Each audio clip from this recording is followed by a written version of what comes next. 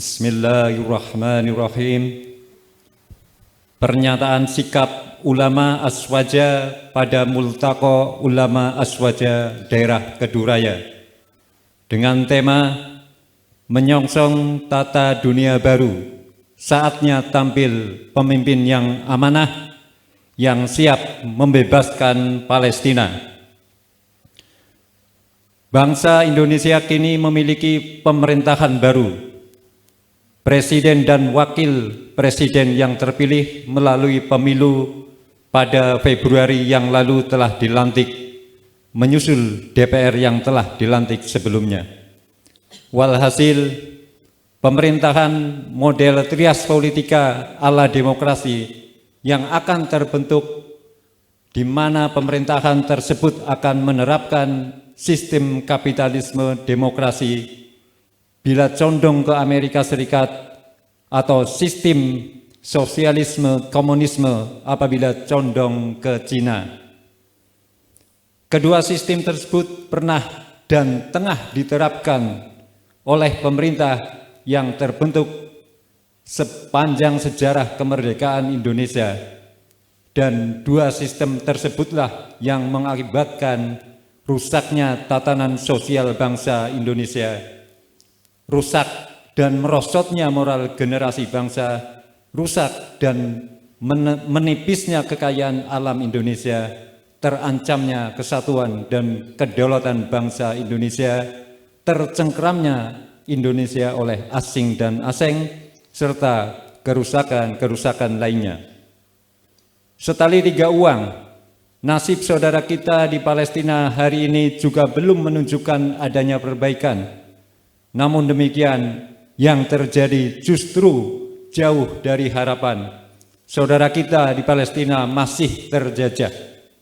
Pada saat yang sama, Islam dan umat Islam masih dianggap sebagai pihak yang mengancam dan membahayakan Indonesia.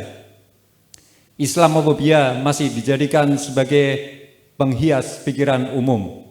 Oleh karena itu, pada momentum ini, kami para ulama Aswaja melalui Multaqo Ulama Aswaja Daerah Keduraya menyampaikan nasihat sebagai berikut. 1. Bahwa kepemimpinan adalah amanah. Artinya siapa saja yang memegang kekuasaan dalam pemerintahan harus menjalankan tugas pelayanan atau riayah dan bertanggung jawab atau mas'uliyah terhadap kepentingan hajat hidup seluruh rakyat.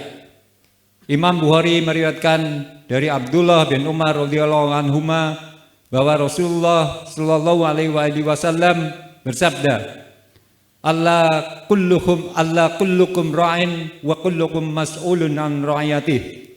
Fal imamu alladhi 'alan nas ra'in wa huwa mas'ulun an ra'iyatihi. Ketahuilah, setiap kalian adalah pemimpin dan setiap kalian akan dimintai pertanggungan jawabnya atas yang dipimpin. Penguasa yang memimpin rakyat, banyak dia akan dimintai pertanggungan jawaban atas yang dipimpinnya. Hadis riwayat Bukhari. Menyia-nyiakan amanah akan berakibat kehinaan dan penyesalan di akhirat. Sebagaimana sabda Nabi Muhammad SAW kepada Abu Dzar Al-Ghifari radhiyallahu anhu saat minta diangkat sebagai pejabat. Ya Abu Dzar, innaka dhaifun wa innaha amanah wa innaha yaumul qiyamati khizun wa nadamah illa man akhadaha. Wahai Abu Dzar, kamu ini lemah untuk memegang jabatan, padahal jabatan merupakan amanah.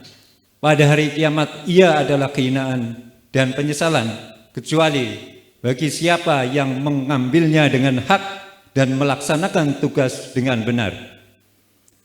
2. Bahwa terbentuknya pemerintahan baru tidak bisa diharapkan mampu mewujudkan tujuan nasional apabila sistem yang diterapkan adalah kapitalisme demokrasi atau sistem sosialisme komunisme, sebab keduanya telah terbukti tidak mampu menjadikan negeri dan bangsa Indonesia lebih baik tetapi justru mengakibatkan negeri dan bangsa yang kaya sumber daya alam ini menuju stagflasi, bahkan mengarah untuk menjadi negara gagal.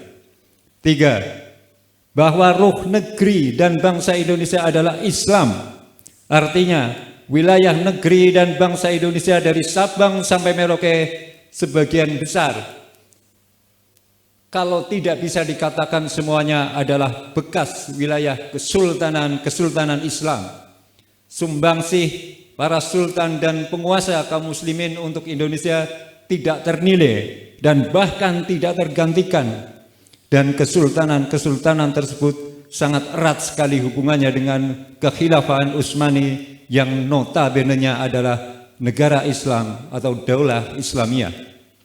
4. Bahwa merupakan sesuatu yang termasuk tidak beradab, brutal, tidak tahu diri dan tidak tahu rasa berterima kasih, serta ahistoris jikalau menjadikan umat Islam dan Islam, syariat Islam dan khilafah Islam sebagai musuh dengan adanya sikap Islamofobia dan radikalisme. 5. Bahwa rumah besar bangsa Indonesia adalah khilafah Islamiyah, bukan demokrasi kapitalis, bukan sosialis komunis. Khilafah Islamiyah akan mengantarkan Indonesia yang penduduk muslimnya terbesar di dunia menjadi negara adidaya, Daulatul Ula di dunia, menggeser kedudukan Amerika Serikat, Eropa, Rusia, dan Cina. 6.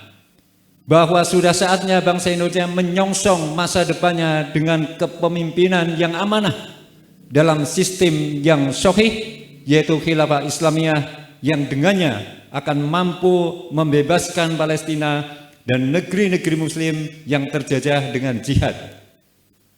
7. Saatnya memenuhi seruan Allah Subhanahu wa taala dan Rasulullah sallallahu alaihi wasallam agar kebahagiaan, ketenteraman, kedamaian, keamanan, kesejahteraan dan kemakmuran di dunia ini terwujud, serta keselamatan dan kebahagiaan di akhirat dapat dirasakan. Sebagaimana firman-Nya, A'udzubillahi minasyaitonir rajim, ya ayyuhalladzina amanu istajibu lillah wa lirasuli idza da'akum lima yuhyikum wa'lamu annallaha yahullu bainal mar'i wa qalbihi wa annahu ilaihi tuhsyarun.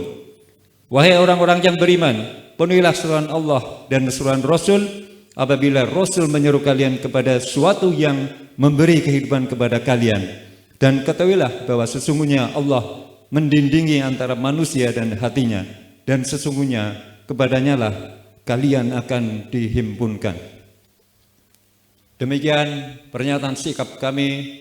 Semoga Allah meridhoi kita semua. Wa ma nasru illa min indillahil aliyyil azim. Hasbunallah wa ni'mal wakil, ni'mal mula wa ni'man nasir. Ihdinas siratal mustaqim.